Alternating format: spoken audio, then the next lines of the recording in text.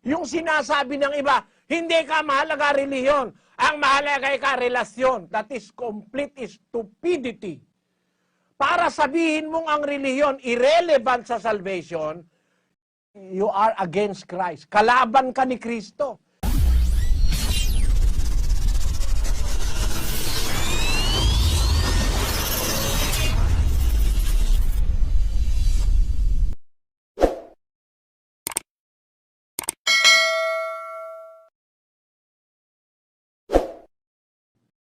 Magandang gabi po, Brother Eli.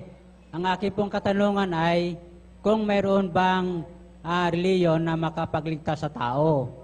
Ang ikalawang pong tanong po ay sa dami po ng reliyon, alin po ba talaga ang totoo? Yan lang po. Salamat sa iyong pagdalo, kapatid na Eduardo. Alam mo, kapatid, merong relihiyon na paraan ng Diyos para tayo maligtas. Ang tagapagligtas natin si Kristo.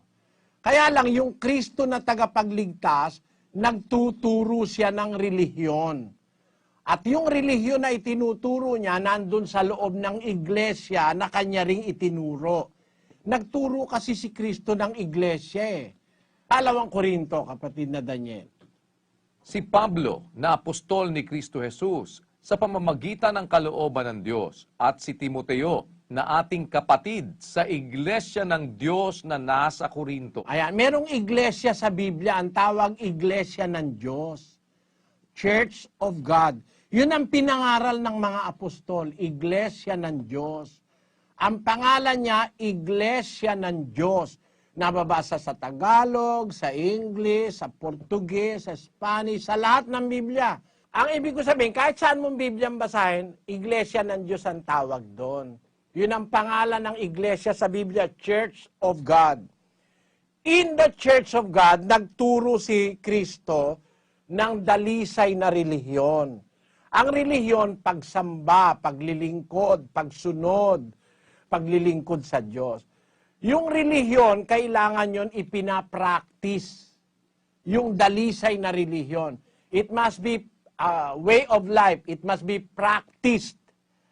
Kaya, ang tanong mo, meron bang relihiyong makakapagligtas?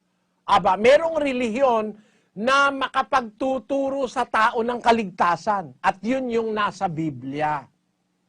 Yung sinasabi ng iba, hindi ka mahalaga relihiyon. Ang mahalaga ay karelasyon. That is complete stupidity.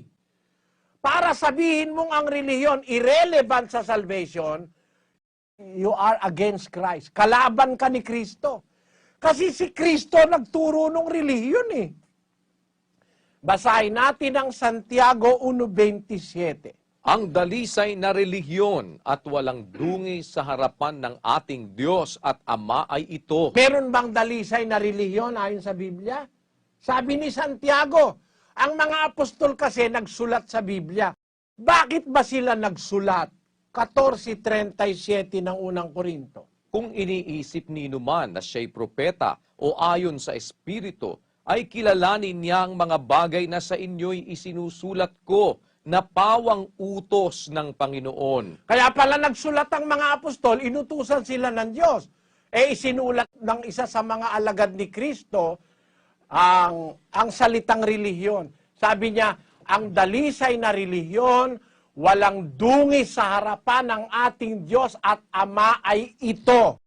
Dalawin ng mga ulila at mga babaeng bao sa kanilang kapighatian at pag-ingatang walang dungis kanyang sarili sa sanglibutan.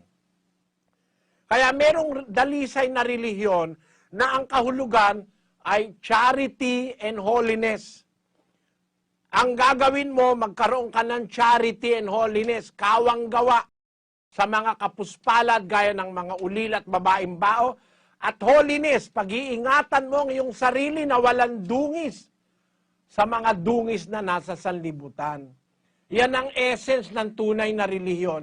Itinuro yan ni Kristo sa loob ng iglesia ng Diyos na nasa Biblia. Meron bang kinalaman yan sa kaligtasan? Meron po. Kasi kung di ka matututo ng tunay na paglilingkod sa Diyos, sa tunay na relihiyon, sa iglesyang nasa Biblia, hindi ka rin maliligtas. Pag hindi ka susunod, hindi ka maliligtas. 15:1 hanggang 2 ng unang Korinto. Ngayon ipinatatalastas ko sa inyo, mga kapatid, ang ebanghelyo na sa inyo'y aking ipinangaral, na inyo namang tinanggap, na siya naman inyong pinananatilihan. Sa pamamagitan naman ito'y ligtas kayo. Yun, yung aral ng ebanghelyo, sa pamamagitan nito, ligtas kayo. Maliban na. Maliban na kung kayo'y nagsisampalataya ng walang kabuluhan. Ayon, para ikaw ay maligtas, susundin mo yung aral ng ebanghelyong itinuturo sa iglesia. Kasama dun yung tamang relihiyon na dalisay at walang dungis. Lahat ng aral susundin mo para ka maligtas. Ang tagapagligtas si Kristo, pero para kanya iligtas, susunod ka sa aral. Bahagi ng aral yung relihiyon. Ayan ang dapat mong maintindihan, kapatid. Parang ganito, no? Alam mo, ang paggawa ng adobo, kailangan ng suka. Pero hindi ka pwedeng gumawa ng adobo na puro suka. Kaya adobo, may suka. Halimbawa, adobong manok, may suka. Adobong baboy, may suka. Adobong sitaw. Pati sitaw, inaadobo sa Bisaya eh. At saka sa Tagalog eh. May suka pa rin yun, kaya nga adobong sitaw eh. Alisin mo ang suka, hindi adobo. Ano ibig ko sabihin? Ang kaligtasan, maraming sangkap. Kabanalan, kawanggawa, pagsunod sa utos, maraming sangkap. Alisin mo yung relihiyon, hindi ka maliligtas. Bakit? Parang inaadobo, inalis mo yung suka, walang adobo. Ganon. Kailangan kumpleto ang pagsunod. Basahin natin ang 2 ng Santiago, versikulo 11. Sapagkat ang nagsabi, huwag kang mangalunya, ay nagsabi naman, huwag kang pumatay.